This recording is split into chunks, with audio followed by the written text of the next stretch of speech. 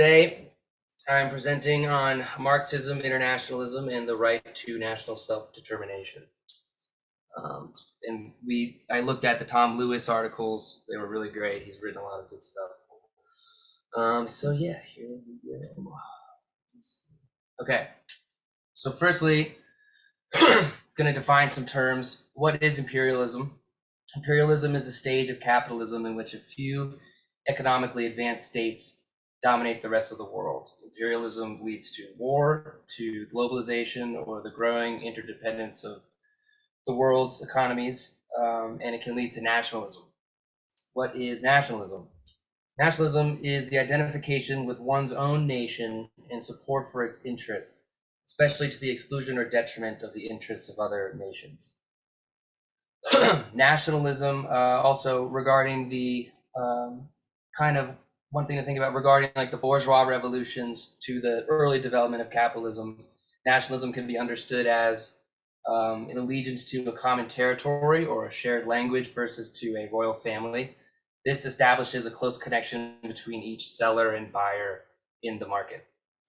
This kind of nationalism was wielded to overthrow absolutist monarchy and remove impediments to allow the full development of capitalism. So, what is internationalism? Socialists take an internationalist position and consider social class as the primary divide between people versus a national divide.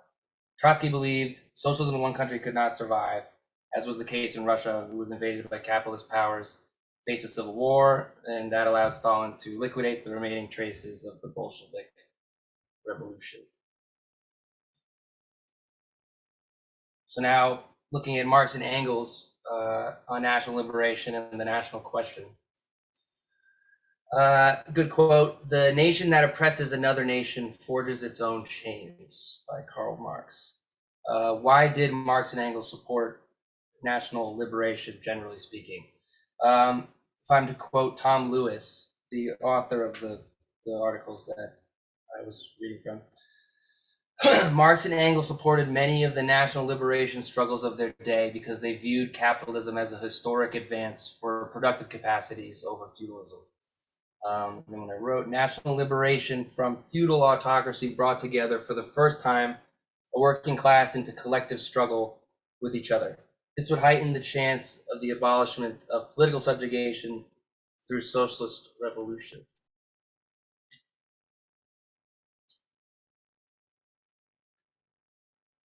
Let's see here. Marx and Engels supported national liberation struggles of Poland, Hungary, Germany, and Italy to cast out the final remnants of feudalism in Europe, and to weaken Russia and Austria's grip over the oppressed nations in the mid-19th century. Russia and Austria at the time were the big guys in the picture. They were the oppressor nations at the time. Marx and Engels gave or withheld support on the basis of a political assessment of each movement in the international context. When they were kind of analyzing the Irish struggle for Irish independence against Great Britain in the later half of the 19th century, they achieved one of the key insights of the socialist approach to the national question, which is this quote by Chris Harman that I wrote down. "The nationalism of workers belonging to an oppressor nation binds them to their rulers and only does harm to themselves. The nation can lead them to fight back against those rulers." So now we go on to the 1903 RSDLP Congress, the Bund, and early national Polish independence. What was the RSDLP, or the RSDLP, as I've been jokingly saying during my research? The RSDLP, or the Russian Social Democratic Labor Party, was the party Lenin belonged to, which would at this point split into the Mensheviks and the Bolsheviks. They had a second Congress in 1903. The first was disrupted by police. So I think this is kind of like the first one. What is national self-determination? This is kind of the key question for the presentation and for the readings. National self-determination according to Lenin in 1914, the political separation of these nations from alien national bodies and the formation of an independent national state. He said that in the Right of Nations to Self-Determination. So there's a lot of really good like sources kind of in and out of these articles. Lenin and Luxemburg have given incredible insight into the question, but the opinions of both regarding self-determination had evolved greatly over their days.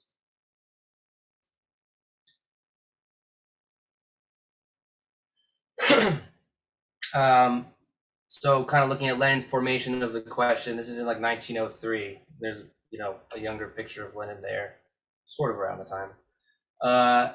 So one of the earliest insights Lenin had into the question involved the Bund and the RSDLP at this Congress specifically. The Bund, or the Organizational Body for Jewish Workers in Russia, sought autonomy over Jewish workers in the RSDLP Second Congress.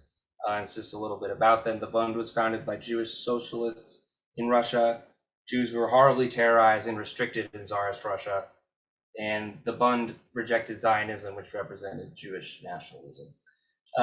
Mikhail Lieber, don't know how to pronounce his last name, was a representative of the Bund, and he put forth at the Second Congress of the RSDLP in 1903. He said, the Jewish proletariat is very much more strongly interested in the struggle against the exceptional restrictions that are imposed on it than the rest of the proletariat is. And for this reason, it is also a more active fighter against this oppression. Lenin's take, which we'll talk about, was, I guess, primordial in his understanding of the right to self-determination. Not that it was like saying it's wrong, but it was just, this is kind of like the early days of him sort of thinking about this kind of shit. Regarding autonomy to the Bund within the RSDLP, Lenin was not down. Neither was Trotsky. The party operated as democratic centralists. In other words, they maximized opportunity for internal debate, but acted as one group based on majority vote. And to quote Lenin, federation is harmful because it sanctions segregation and alienation, elevating them to the status of a principle, a law. Complete alienation does indeed exist among us, and we ought not to sanction it or cover it with a fig leaf, but combat it. We ought resolutely to acknowledge and proclaim the need firmly and unswervingly to advance towards the closest unity. We recognize no obligatory partitions, and that is why we reject federation in principle. So yes, the RSDLP rejected the Bund's demands, and the Bund seceded before later rejoining.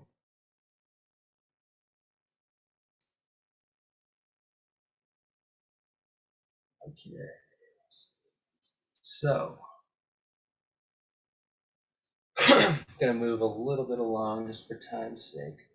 Lenin would, throughout the next decade, further refine his take on the question of self-determination.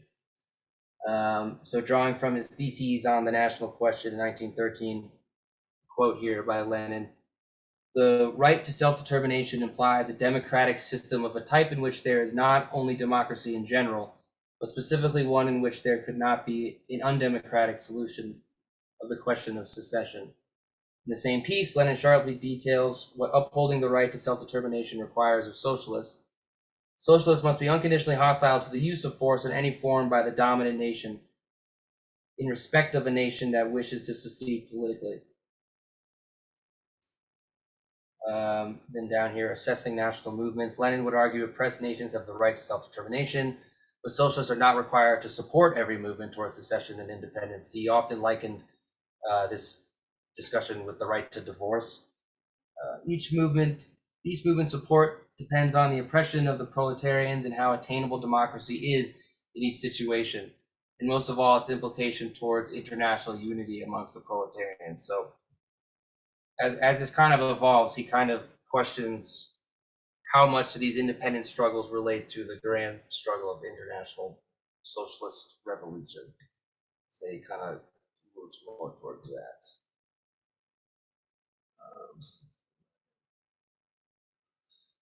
Another Lenin quote, the bourgeois nationalism of any oppressed nation has a general democratic content that is directed against oppression.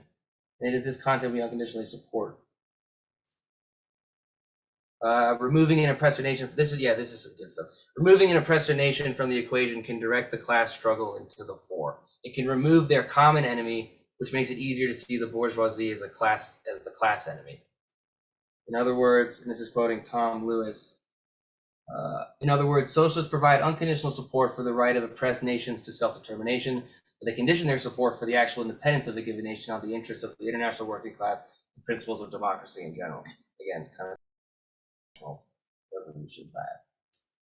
Slide 12. I'll just kind of go quickly through this. So they kind of distinguish between political autonomy and cultural autonomy. Political autonomy, Lenin was in support of, and culturally they were not. So one example, Otto Bauer, a leading theoretician of the Austro-Marxists, suggested a notion of cultural national autonomy in an effort to preserve the workers' movement within the Austro-Hungarian Empire. He believed that if the Habsburg state, which was the monarchical ruling family of the Austro-Hungarian Empire, disintegrated, the unity of various nationally identified workers' movements would also collapse. Lenin harshly denounced this as fighting nationalism with nationalism, or calling it refined nationalism. I thought this was interesting. He referenced Jim Crow USA's hypocritical idea of separate but equal, and saying that separating the schools based on nationality worsened proletariat division. This is interesting to me because it's like it's like halfway across the world, and it's like kind of, just links up sort of the timeline of all this kind of struggle over the last 150 years.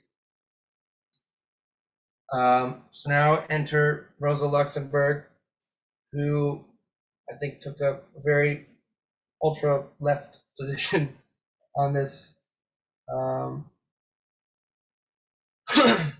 So yeah, the very development of international trade in the capitalist period brings with it the inevitable, though at slow times, ruin of all the more primitive societies, destroys their existing means of self-determination, and makes them dependent on the crushing wheel of capitalist development of world politics. So she basically doesn't think that self-determination is possible in any way, because you sort of will inevitably, find yourself under the yoke of some, giant asshole oppressor nation. There's a picture of Rosa talking at some socialist conference. Imperialism or colonialism, where strong capitalist countries subjugate less developed nations to economic exploitation, would prevent the possibility of actual self-determination. So she disagreed with Lenin's approach to national self-determination. She argued that big power, economy, and politics, which is a condition of survival for the capitalist states, turned the politically independent, formally equal small European states into mutes on the European stage, and more often into scapegoats. So Lenin versus Luxemburg. Lenin believed subjugated peoples needed the development of capitalism from a colonial lock with oppressor nations. National bourgeois revolutions were required for this. In response to Luxemburg, Lenin agreed it was impossible to abolish national oppression under capitalism, since this requires the abolition of classes, and would then say that successful socialist revolution creates new economic conditions that remove the material cause of national oppression. Lenin cites Luxemburg's overlooking of the political implications in the national question and to what degree self-determination can manifest. The state in which the secession occurs creates a degree of abolishment of national oppression.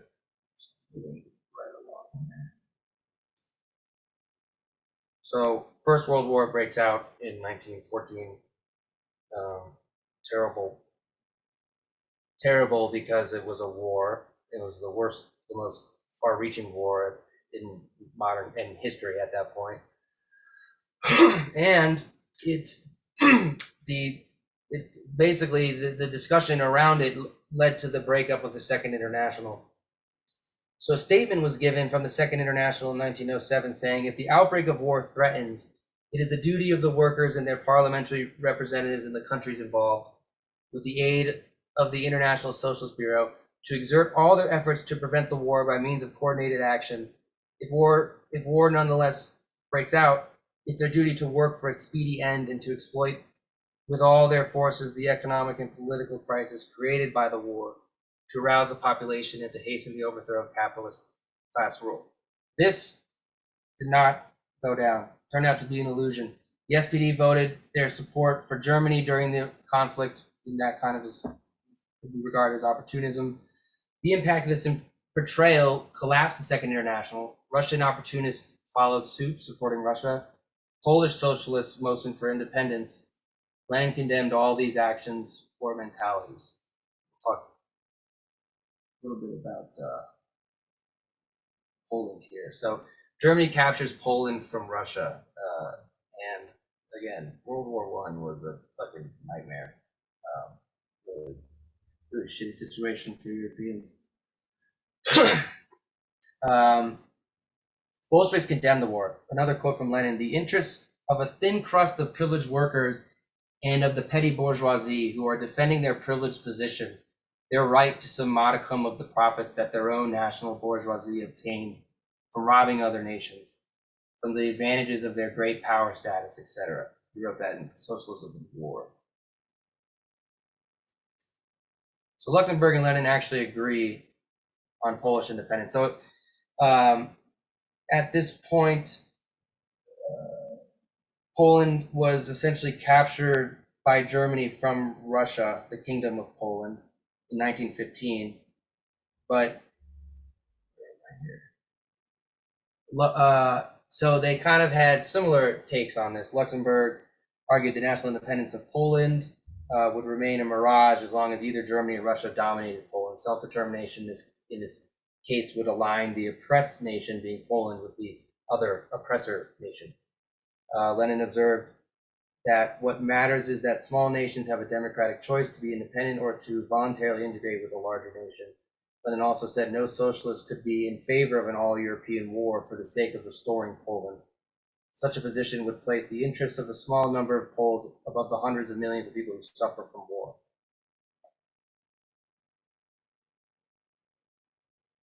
And then I said at the bottom here, got a good amount of stuff here, but I'm just going to skip it.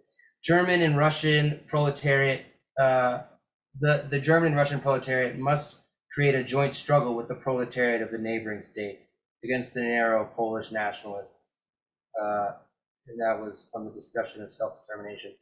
And that would have been really cool. The working class of both sides, sort of that dream. If the Bolsheviks overthrew Russia and then the German socialists overthrew the German government, it'd have been a whole different world.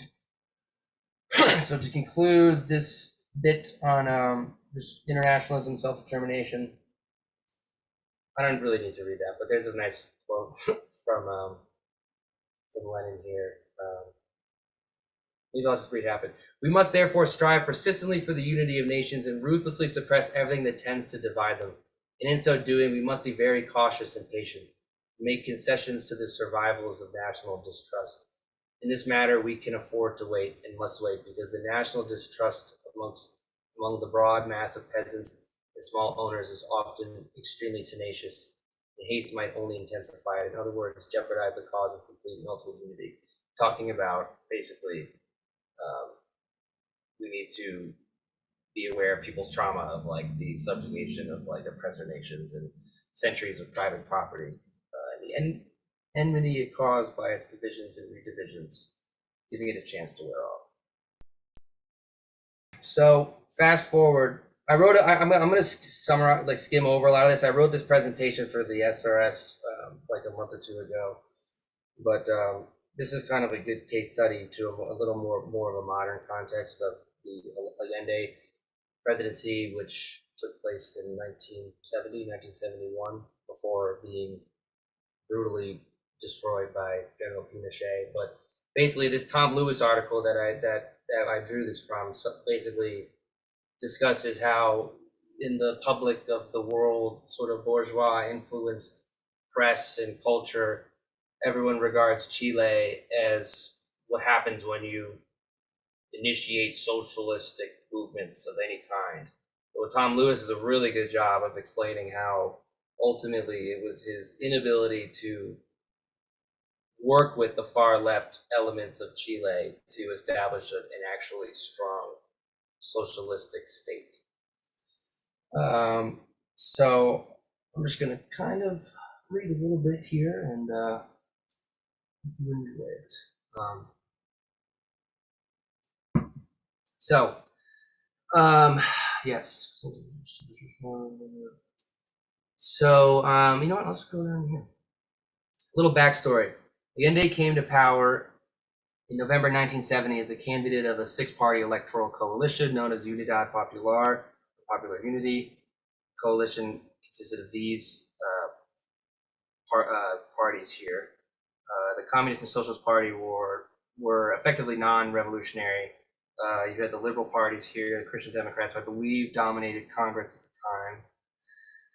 And people who did not join the Popular Unity were the the movement of the Revolutionary Left, or the MIR party.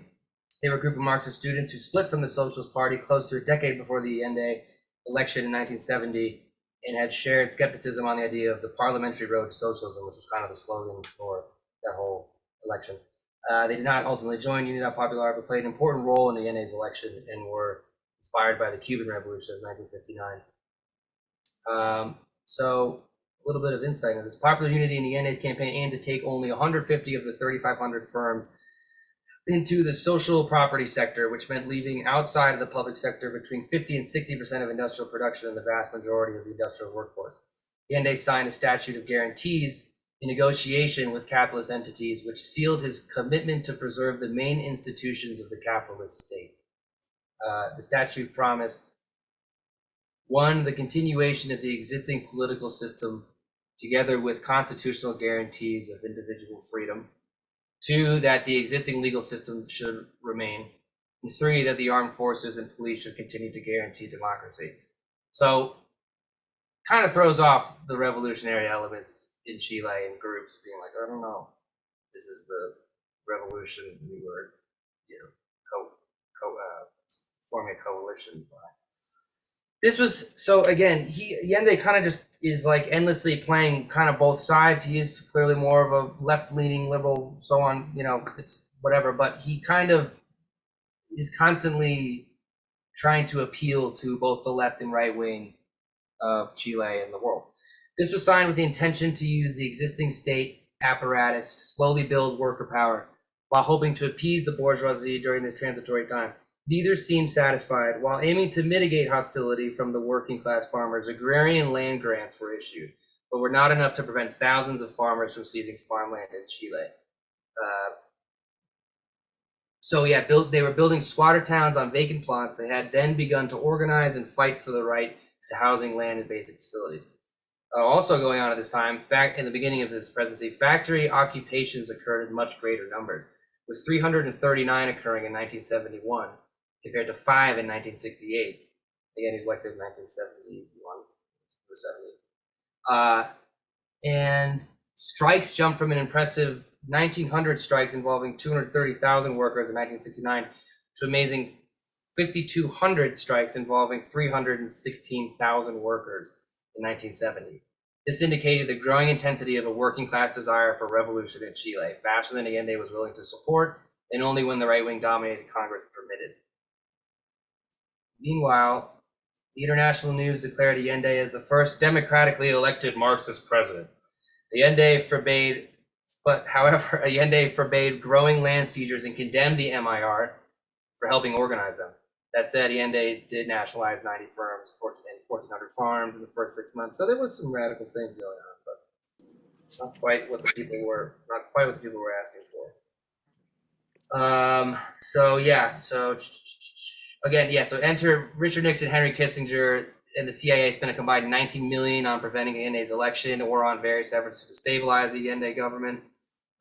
They were hugely negative influences on this whole thing.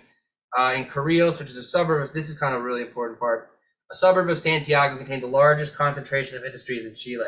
4,600 workers and 46,000 workers and 250 factories. In 1972, workers from Carrillos formed a network of organizations with the agrarian groups known as the Cordones.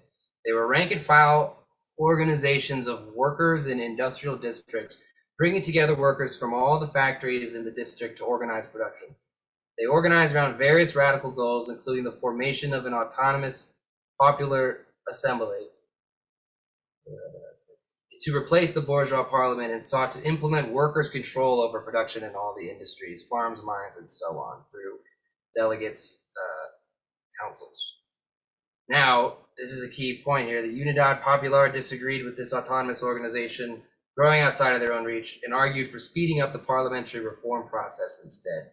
The growing desire for dual power in Chile was labeled as crass irresponsibility by Allende, and he claimed sensible, quote, sensible revolutionaries cannot ignore the institutional system which governs our society and which forms part of the government of popular unity. Let's quickly get through this. So Allende immediately sought to appease the bourgeoisie by promising to return some of the factories seized by workers, and he called on the army to restore order. He then went on to appoint 3 generals to cabinet posts. Again, this is the wicked Marxist of Chile, the like ultra left revolutionary who really was not. He then went on to appoint 3 generals to cabinet posts. Many of the militant workers were fired upon returning to their factories. Various factions of the Unidad Popular, even the MIR, failed to help strengthen the Cordones. Lewis argues, the author of the article, that the Unidad Popular proved incapable of recognizing the revolutionary significance of the Cordones or of understanding that socialist revolution was possible only on the basis of the self-activity of Chile's working class. And then again, this supposedly left faction or government denounced the self-activity of working class as counter-revolutionary, that they went too far. Lewis says the opposite is true. They did not go far enough. He said they did not organize enough to dismantle the ruling class dominance. Lewis declares in an echo of Lenin's famous piece, State and Revolution, that there is no way of carrying through a socialist transformation without first destroying the old state apparatus with its standing army, its police, its judiciary, and its bureaucratic hierarchy. Allende and the Unidad Popular had seemingly done the opposite. So, wrapping this all up, the the coup, there's Nixon, Henry Kissinger, and Pinochet. Like, really, always hated those guys, but after reading all this shit, I'm like, wow, these are really evil individuals. By early September, the U.S. military was conducting joint maneuvers with the Chilean armed forces. In just a few days, U.S. spies would work shoulder to shoulder with Chile's military butchers to destroy all resistance to Pinochet's coup. And a quote from some article that further analyzes. The coup was conducted with extraordinary savagery. Thousands were raped, subjected to inhuman torture, starved, abused, murdered. In the following 12 months, 30,000 people were killed, systematically picked off with sophisticated foreign intelligence help. That's the help of the country we are all in right now, which is Allende was died. Allende had died. I'll edit that later. Allende died on September 11th, 1973. He was surrounded by Pinochet's army in the presidential palace and committed suicide with the rifle gifted to him, ironically, from Fidel Castro. The class struggle in 1972-73 threatened capitalism around the world. Allende tried to mitigate its radicalism and wound up getting killed by the inevitable backlash of the right, even after endless capitulation to them. The lesson learned is worker power must be allowed to flourish, not stifled or adjusted to placate the bourgeoisie. Any control of the state must be used directly, perhaps primarily, to dismantle the existing mechanisms of bourgeois dominance, being the police, the military, the police, the judiciary, and any other stanchion of capitalism. So yeah, basically, I just think that the article speaks towards internationalism, the need for international working class revolution, and they went left, but not enough. Seemed to only have poked the bee's nest with little honey in result. So that's it.